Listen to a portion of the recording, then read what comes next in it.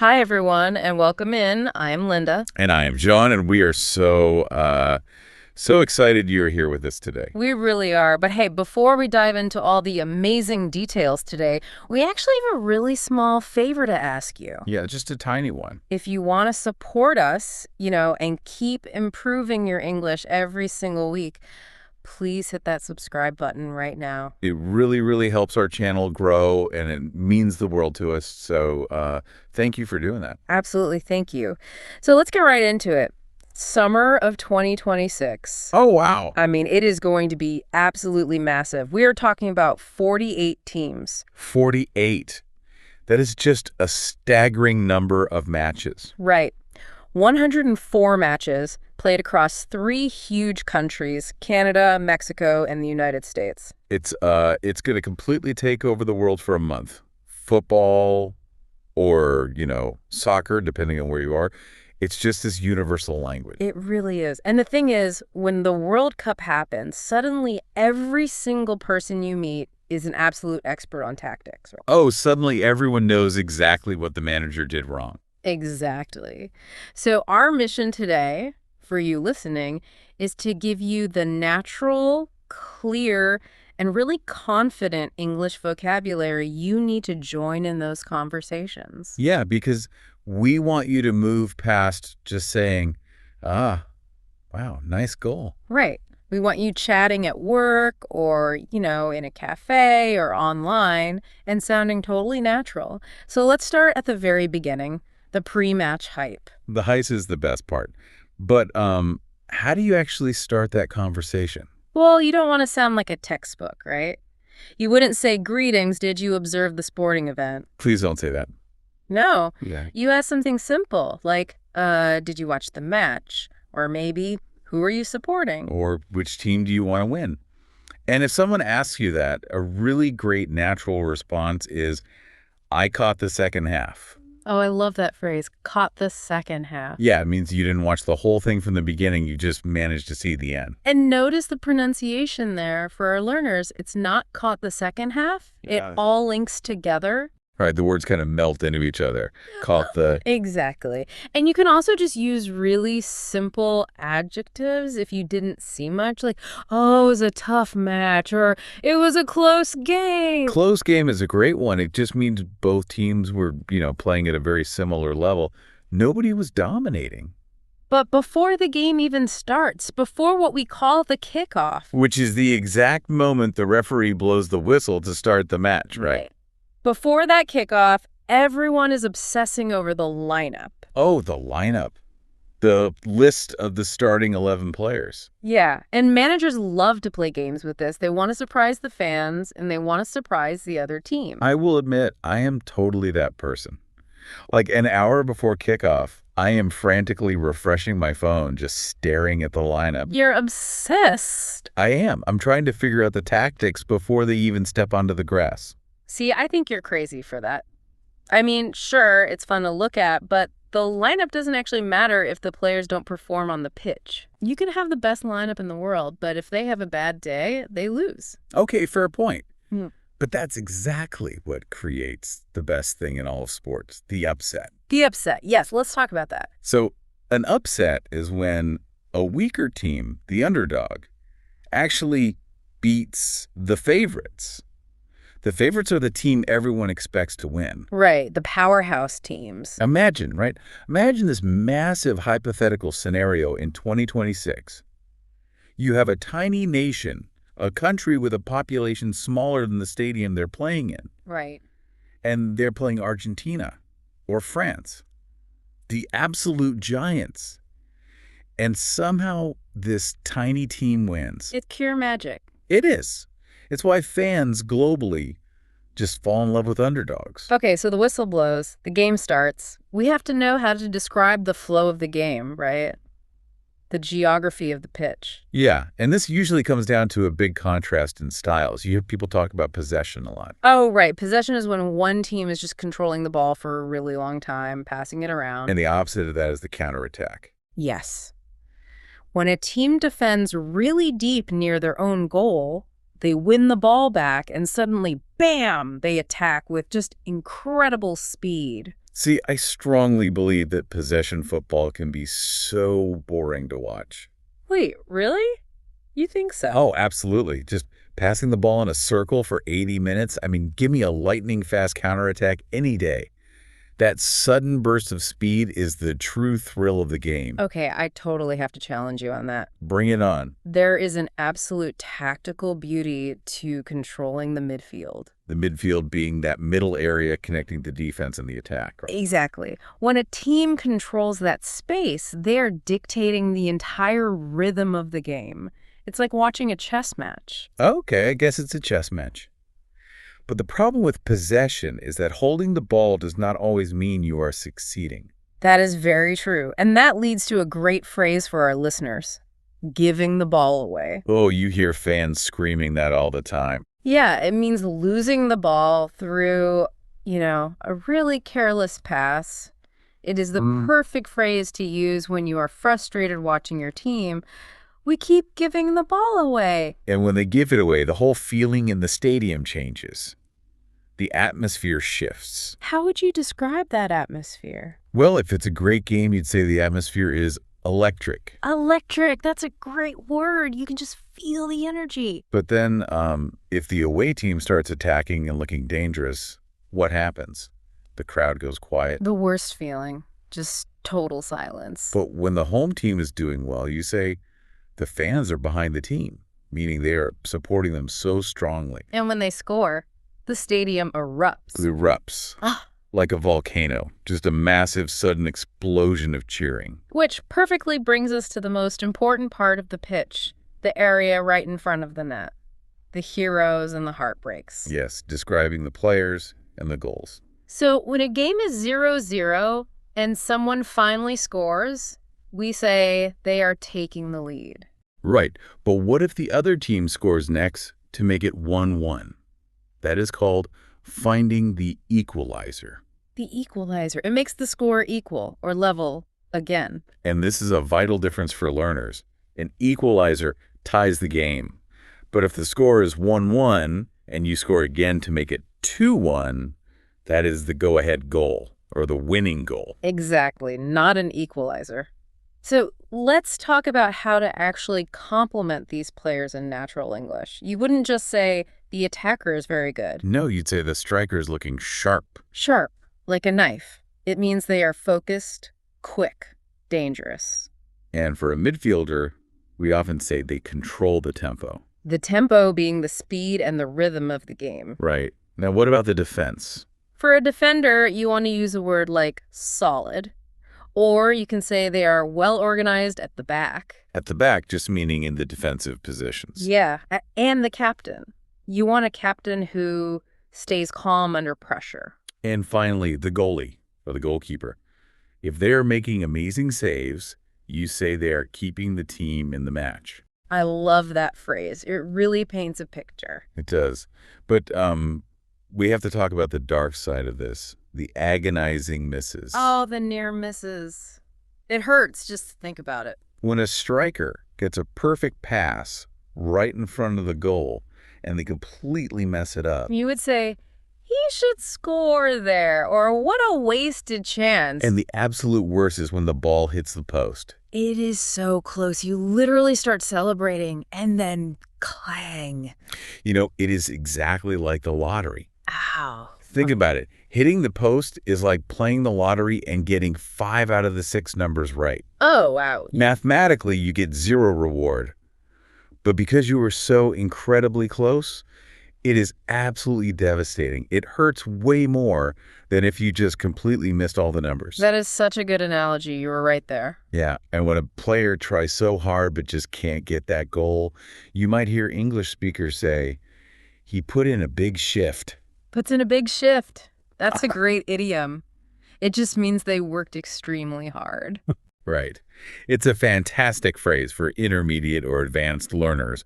But if you are a beginner, it is totally fine to just say, he worked very hard today. Exactly. Simple is always okay. Speaking of things that aren't simple, though, let's move on to the person everyone loves to hate. The referee. The most discussed person on the entire pitch. Oh, definitely. If you're going to talk about football, you have to know how to complain about the referee. It's practically a requirement for watching the sport. So let's go over the basics of trouble. Yellow cards are warnings. Right, and red cards mean the player has to leave the field completely. But the vocabulary around why they get those cards is really interesting. We have to differentiate between tackles. Yeah, clean tackle is good. That means the defender won the ball fairly. But if they do it illegally, you'll hear fans shout, "He got the player, not the ball." Yes. Or you might hear the commentators call it a dangerous challenge. But the most nuanced word we use for referee decisions is the word soft. Soft, yes. This is such a great word for learners to understand in a football context. If you see a penalty given, and it looks like the attacker fell over too easily, you would say, "That looks soft to me." Meaning the foul was just too easily given by the ref. It wasn't a strong, obvious foul. I'll show you. Imagine I'm sitting on the couch watching my team. Okay, I'm picturing it. The opposing player trips over a blade of grass in the penalty box. The ref points to the spot. I'm jumping up, screaming at the TV. "Are you kidding me?" That is the softest penalty I've ever seen. The ref is completely blind. Okay, calm down. Take a breath. I can't help it. It's so frustrating. See, I always have to step in and be the voice of reason here. Good luck with that. I mean, think about how difficult the referee's job actually is. They are running around with 22 incredibly fast athletes trying to make split-second decisions. Yeah. And fans are never, ever truly objective. Have you ever noticed that if your team gets a soft penalty, you suddenly think it was totally fair? Well, I mean, maybe. You do. We all do. Our brains literally won't let us be fair when it comes to our own teams. That's true. It's impossible to be unbiased. But eventually, the referee blows the whistle again, and we get a break, halftime. 15 minutes to breathe. And for us, it's time for some tactical talk. How to sound like a true analyst while you're eating a snack at halftime. Exactly. And a great way to analyze a team's performance over the first 45 minutes is to use phrases like, grow into the game. Grow into the game. Yeah. That means a team started off playing pretty poorly, but as the time went on, they got stronger and better. And the opposite of that is to drop off. Right. They started really strong, maybe they were pressing high, but then they got tired and their performance dropped off. Which brings up some great advanced phrasing that is actually really easy to use, like you just said, pressing higher. Pressing higher means putting a lot of pressure on the opponent near their own goal, trying to win the ball back quickly. Or a team might be defending deep, which means all their players are pulled back near their own penalty area. And when they attack, they might be putting balls into the box, which is just another way of saying they're crossing the ball into the penalty area, hoping someone heads it in. Now, I want to offer a piece of advice for all the English learners listening right now. Oh, please do. You do not need complex grammar to sound like a native speaker when you talk about tactics. That is so true. Simplicity is key. It really is. Short, direct sentences are incredibly powerful. Instead of trying to construct a massive, complicated sentence, just say, they defend well, but they don't create chances. Perfect. Or if a team is looking really disorganized and leaving huge spaces open, just say, the defense is all over the place. All over the place. That sounds so native, and it's so easy to remember. Exactly. You know, I always like to compare a football match to a two-act play in a theater. A two-act play? How so? Well, the first half, the first 45 minutes, is just the setup. You're learning the characters, seeing the tactics. But the second half, that's the payoff. That's where the drama actually happens. That's a great way to look at it. So when you were watching that halftime break, what are you actually looking for? For me, it's all about how teams adjust their mental focus, especially if they just conceded a goal right before halftime. Oh, that is the worst time to give up a goal. It's devastating. So I watch to see if they come out in the second half looking defeated or if they come out with totally renewed energy. It's all about that mental reset. And that mental resilience gets tested to the absolute limit when we reach the end of the tournament. The knockout The stages. bitter end. This is where the vocabulary gets really dramatic. Because in the group stage, you can lose a game and still be okay. But in the knockouts, no second chance. Right. You might hear people say it's a must-win to go through.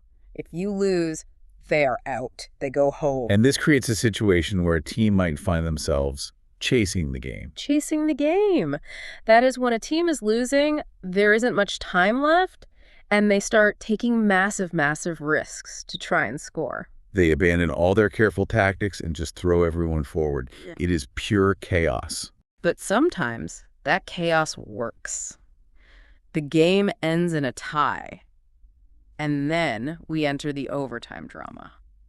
If the score is still level after 90 minutes, we head into extra time. 30 more minutes of football. And at this point, every single player looks exhausted. Their legs are heavy, they're making mistakes, and if no one scores in extra time, we go to the dreaded penalty shootout. Just saying those words makes me nervous. Penalty shootout. It is the ultimate emotional roller coaster. How do you even describe your physical reaction when watching that? Well, if your team wins, you are relieved. Like a huge weight is lifted off your shoulders. And if they lose, you are completely disappointed. But during the actual kicks, the colloquial phrase we use all the time is, I can't watch. Yes, you are literally watching the TV through your fingers because you are so stressed out. Picture this. Paint a picture for me. Okay. It's the 120th minute of the World Cup final. Oh my gosh. The whistle blows. You're It's going to right. penalties. My heart rate is instantly spiking. I am practically sweating on the couch. Same. It's so intense. And suddenly, the whole team dynamic vanishes. The goalkeeper, who usually just stands at the back, suddenly becomes the absolute main character of the story. It's entirely on their shoulders. It's incredible theater. And for our learners, narrating a shootout is actually very straightforward. You don't need big words. Right, keep it simple. You just say, he scores, or he misses, or the keeper saves it. The keeper saves it. The loudest shout in the living room. Absolutely. And that really brings us to the core takeaway of our deep dive today. Simple English is powerful English. It really is. One natural, simple phrase used at the exact right moment is so much better than trying to force out 10 complicated sentences that you might trip over. Definitely. Football's a social game, right? It brings people together. Yeah. And these phrases we talked about today, they are your ticket to joining that global conversation. So we want to hear from you. We have a question for you to answer down in the comments. Yeah, let us know. What is your favorite kind of World Cup match? Do you prefer a really close tactical game where everyone is defending perfectly? Or do you want to see a massive upset where the tiny underdog beats the giant? Or are you someone who actually loves the crazy, stressful drama of a penalty shootout? Let us know in the comments. It's a great way to practice your English writing. And as you're writing, here is one final provocative thought to mull over before we go. Oh, I love these. We talked about the intense human drama of the penalty shootout, right? The mind games between the kicker and the goalkeeper. Yeah, the ultimate battle of nerves. Well, consider this. Right now, AI and machine learning models are analyzing thousands and thousands of hours of penalty kicks. Wow, really? Yes, they can actually look at the exact angle of a player's hips during their run-up and predict with over 85% accuracy exactly which corner the ball is going to go to before the foot even touches the ball. That is absolutely terrifying. Right. So, as these algorithms become available to goalkeepers on the sidelines in real time, what happens? Will the amazing human drama of the penalty shootout eventually just be completely solved by machines? Oh, man. Or will players have to invent totally new, mathematically unpredictable ways to kick a football? Exactly. It's something to think about the next time you watch a match. Well, that is a wild thought to end on. It is. Thank you all so much for joining us for this deep dive. Take care, keep learning, and keep speaking English. See you next time, everyone. Bye.